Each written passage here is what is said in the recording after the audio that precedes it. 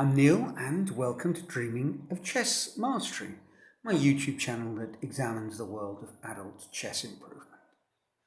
I've been picking apart the thorny issue of using search engines to help you analyze your games.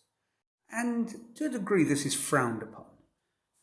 The common wisdom goes that really you need to do the analysis yourself and perhaps engage with a chess coach who can give you helpful pointers.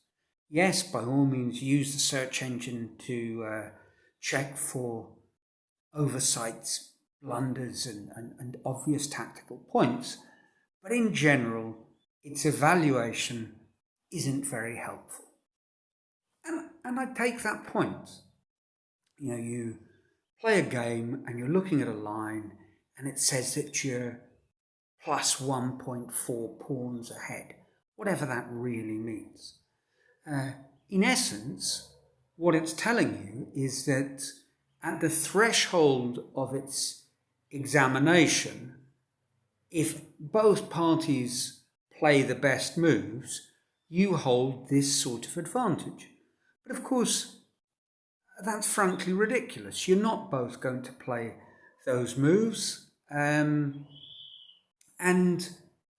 even if you did, you're looking at a position and being told that it's better with no idea why that might be so. Whereas if you analyse the position yourself and then talk to your coach or a stronger player who can give you some pointers, they can explain, at least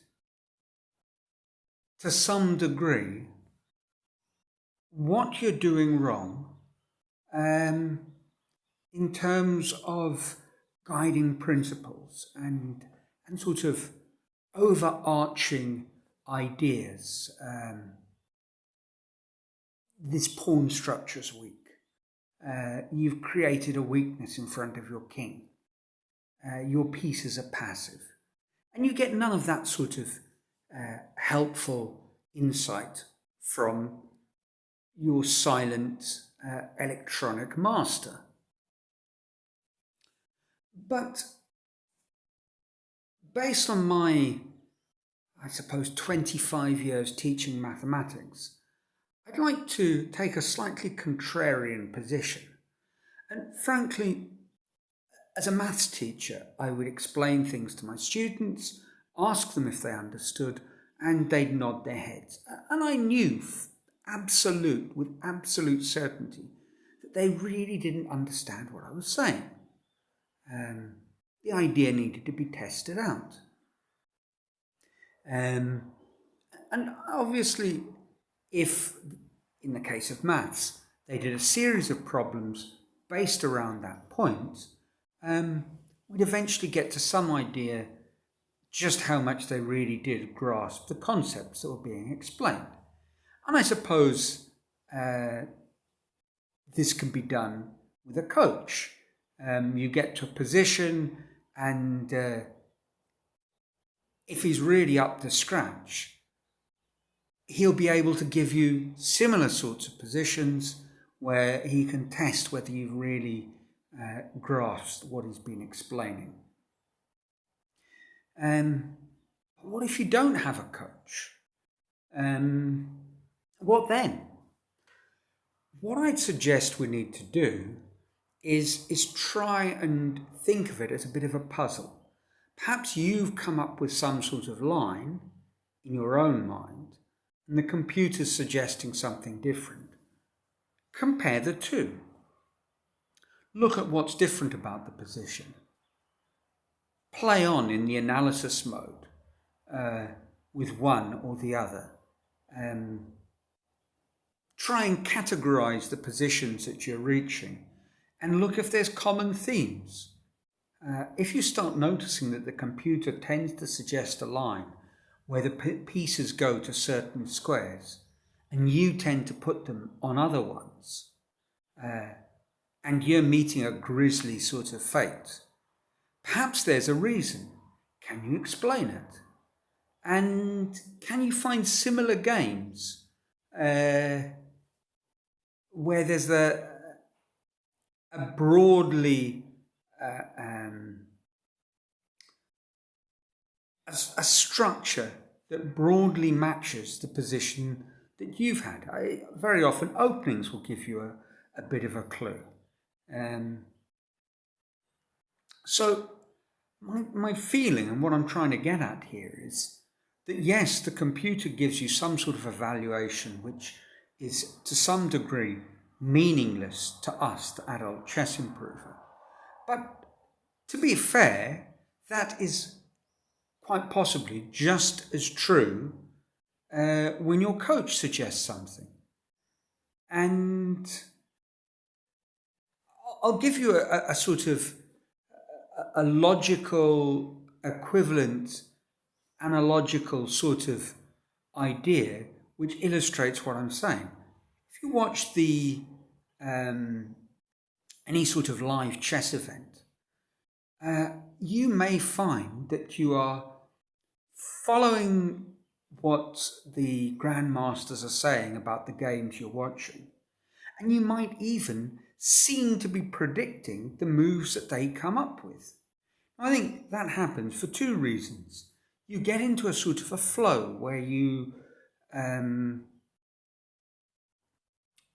fall into step with how the coach is thinking. But would you have done that yourself in your own game? Probably not. And also there's a sort of confirmation bias going on, or a self-deception maybe, where you remember the moves that you got right, that you spotted, that later whoever it might be, Peter Schwiedler, suggests. You don't remember the moves that were completely unaligned with the demands of the position. So this is a bit like, okay, it's not an interaction that you're having with the chess master and the game that you're watching, but it's probably very similar to what happens when you're sitting with a chess coach.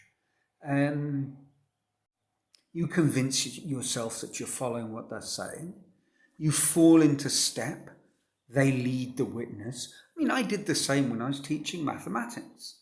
And it's only when you actually can test out what you're doing and test it a lot that you can really hammer home the point and find out exactly what you didn't understand. But in the absence of that coach, or perhaps in the absence with enough sort of practical examples, perhaps you can take advantage of what a computer is offering you, dig a little more deeply, and try and almost construct your own theory of chess that you record, elaborate, and then test that out in your games. And over time, perhaps you will start falling into step with your electronic coach, rather like you do with the master level advice that you might receive through other media. So that's a little bit of a speculation on the value of the engine's lines. Now, I'm going to try this out myself, but really, I'll only be able to judge whether these strategies are actually working after quite some time. So don't expect any feedback soon, but it'll be interesting to see what happens. So that's it for this week. Trust you're enjoying your chess, that your lives are filled with joy, and until next week, Ciao from a slightly overcast Brazil.